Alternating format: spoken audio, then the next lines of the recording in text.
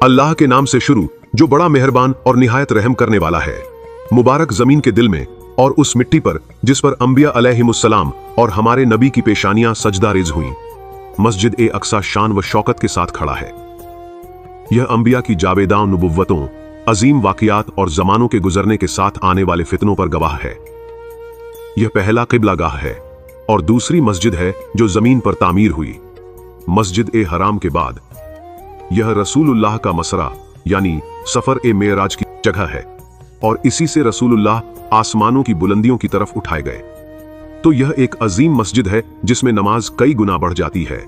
इसके इर्द गिर्द अल्लाह अजीम की बरकतें हैं और इसकी मिट्टी के नीचे आखिरी जमाने के असरार पोशीदा हैं। इसके करीब ही याजूज माजूज की हलाकत होगी और वो मकामात हैं जिन पर मसीह दज्जाल कदम नहीं रख सकेगा। लेकिन सवाल यह है कि मस्जिद ए अक्सा के गर्द फितने क्यों खड़े किए जाते हैं? कौन है जो इसे मिटाने और इसकी जगह अपने गुमान के मुताबिक हैकल यानी यहूदी माबद बनाने की कोशिश करता है? इस तारीखी जिद का राज क्या है और वह दावा हकीकत में क्या है जिसे कुछ लोग अपनी ख्वाहिशात के जवाज के तौर पर थामे हुए हैं? प्यारे दोस्तों, आखिर तक हमारे साथ रहिए ताकि हम आपको मस्जिद ए अक्सा की तामीर के पीछे छिपी हकीकत पूरी वजाहत के साथ बता सकें। किसने इसकी बुनियाद रखी? क्यों यह आज तक तनाजे के मरकज में है? क्यों यह लोग इसे गिराना चाहते हैं और इनके पास इसके लिए कौन सा बहाना है? बैतुल मुकद्दस की अजीम शान है। यह तीसरा हरम है और पहला किबला है। यह वो मुबारक जमीन है जिसे रब्बुल आलमीन सुब्हानहू व तआला ने पाकीज़ा बनाया, इसका जिक्र बुलंद किया और इसके मकाम व मर्तबा को दूसरों पर फजीलत दी।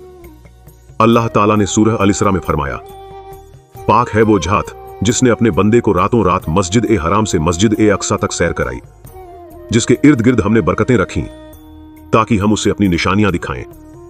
बेशक वही सुनने वाला देखने वाला है।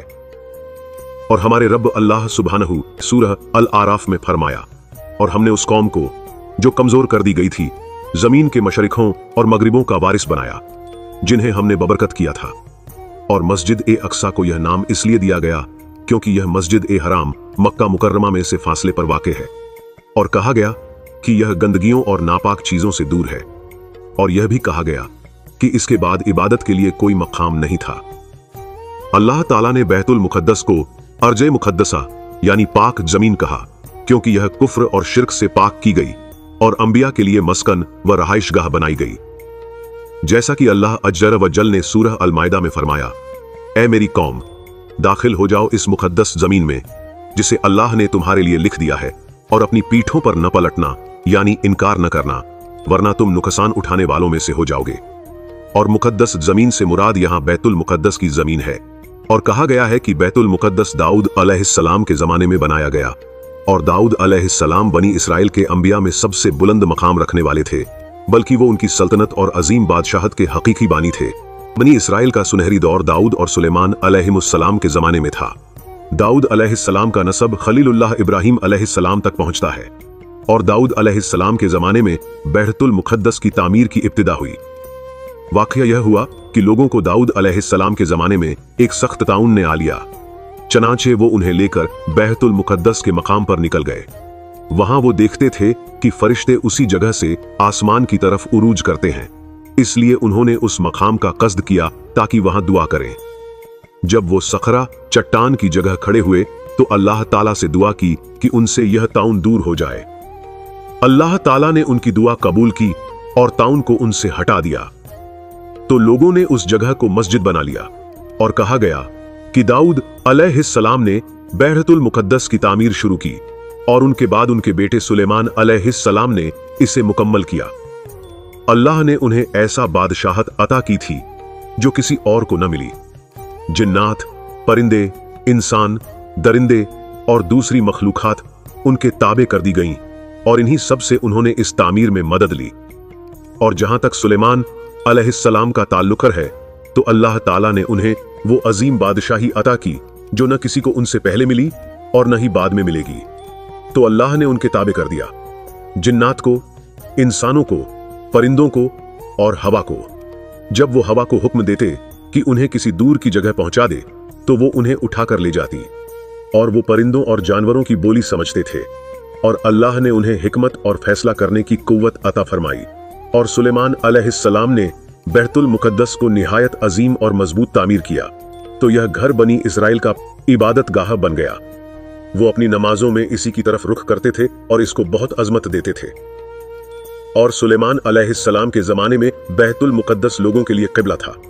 फिर जब नबी मोहम्मद को मबूस किया गया तो अल्लाह ने काबा को मुसलमानों का क़िबला बना दिया। और बैतुल मुकद्दस मुसलमानों के नजदीक भी अजीम मकाम रखता रहा, क्योंकि यह रसूलुल्लाह का मसरा, सफर मेराज की इब्तिदा और मेराज की जगह है। और सुलेमान अलैहिस्सलाम के बाद भी बैतुल मुकद्दस कायम रहा और बनी इसराइल उसकी तज़ीम करते रहे। लेकिन वक्त गुजरने के साथ वो अल्लाह के दीन से हट गए और गुनाहों और मासियतों में पड़ गए। उन्होंने बुत परस्ती शुरू कर दी और अंबिया को कत्ल किया, तो अल्लाह ने उन पर दुश्मन मुसल्लत कर दिए। बादशाह बाबिल आया और उसने बैतुल मुकद्दस पर हमला किया और उसे वीरान कर दिया। उसने बनी इसराइल में से बहुत बड़ी तादाद को कत्ल कर डाला, उनकी औरतों और बच्चों को कैदी बना लिया, उनका माल लूट लिया, तौरात को जला डाला, हैकल को बर्बाद कर दिया। और यह सब कुछ उनके गुनाहों पर अल्लाह की तरफ से सज्जा के तौर पर हुआ। फिर कई साल बाद अल्लाह ने बनी इसराइल को दोबारा बादशाहत दी। वो फिर बैतुल मुकद्दस लौट आए और उसको दोबारा तामीर किया, लेकिन वो ज्यादा देर न गुजरने पाई कि वो फिर अल्लाह की नाफरमानी और उसके अंबिया के कत्ल पर उतर आए। तो अल्लाह ने उन पर रोमियों को मुसल्लत कर दिया, जिन्होंने बैतुल मुकद्दस को एक बार फिर वीरान कर डाला। और यह वाकया नबी की बासत से कुछ अरसा पहले का है।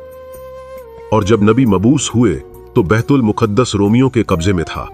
फिर मुसलमानों ने सैयदुना उमर बिन खत्ताब रज़ियल्लाहु अन्हु के दौर में उसे फतह किया। बस खुद उमर बैतुल मुकद्दस में दाखिल हुए और उसके रहने वालों से सुलह की और उन्हें उनकी जानों, मालों और कलीसाओं पर अमान दी और उनके लिए मशहूर अहद ए उमरिया लिखा। और सैयदुना उमर रज़ियल्लाहु अन्हु ने बैतुल मुकद्दस में एक मस्जिद बनाई जो हैकल ए सुलेमानी के सहन के जुबूरी हिस्से में थी, ताकि मुसलमान वहां नमाज पढ़ सकें। वह मस्जिद निहायत सादा और लकड़ी की बनी हुई थी। फिर उनके बाद उम्वी खलीफा अब्दुल मलिक बिन मरवान आए और उन्होंने गुंबद ए सखरा तामीर किया। और उनके बेटे वलीद बिन अब्दुल मलिक ने मस्जिद ए अक्सा को अजीम शान से तामीर किया। बस बैतुल मुकद्दस मसाजिद नमाजियों और तलबा से आबाद हो गया और तवील सदियों तक इसी तरह आबाद रहा। मुसलमान हर जगह से उसकी तरफ आते थे, क्योंकि यह तीसरा हरम है जिसकी तरफ सफर बांधा जाता है। मस्जिद ए हराम और मस्जिद ए नबवी के बाद फिर सलीबी जंगें आईं। सलीबियों ने सन 492 हिजरी में बैतुल मुकद्दस पर कब्जा कर लिया और वहां अजीम कत्लो गारत की। उन्होंने हजारों मुसलमानों को कत्ल किया और मस्जिद ए अक्सा को नापाक किया और कहुबतुस सखरा को चर्च में बदल दिया। और बैतुल मुकद्दस उनके कब्जे में 90 साल से ज्यादा रहा, यहां तक कि अल्लाह ने सलाहुद्दीन अय्यूबी रहिमहुल्लाह को तैयार किया, तो उन्होंने मुसलमानों को एक किया और सलीबियों को सन 583 हिजरी में मार्का ए हत्तीरन में शिकस्त दी। फिर वो फातिह बनकर बैतुल मुकद्दस में दाखिल हुए और मस्जिद ए अक्सा को सलीबियों से पाक किया और वहां दोबारा अजान और नमाज कायम की। और यह इस्लाम के अजीम दिनों में से एक दिन था। और उस वक्त से बैतुल मुकद्दस पर वाकयात एक के बाद दूसरा आते रहे। कभी वो मुसलमानों के हाथ में रहा और कभी सलीबियों के हाथ में, यहां तक कि आखिरकार वो मुसलमानों के हाथों में मुस्तहकम हुआ और इसी हाल में रहा यहां तक कि खिलाफत ए उस्मानिया गिर गई और ब्रिटेन का कब्जा शुरू हुआ। फिर फिलिस्तीन की सरजमीन में इसराइल को बैठा दिया गया और उसने अल-कुद्स पर कब्जा कर लिया और 12 मस्जिद ए अक्सा पर हमला किया। और आज तक मस्जिद ए अक्सा कैद है कब्जे के नीचे। वो मुंतजिर है उसके जो उसे आजाद करे, जैसे कि उसे उमर और सलाहुद्दीन ने आजाद किया था। और बैतुल मुकद्दस हमेशा मुसलमानों के दिलों में एक अकीदा बनकर रहेगा। वो उसे कभी नहीं भूलेंगे, क्योंकि यह रसूलुल्लाह का मकाम ए इसरा है और पहली 2 किबलों में से एक है और तीनों हरमों में तीसरा है। आखिर में दुआ है कि अल्लाह हमें नेक आमाल करने की तौफीक अता फरमाए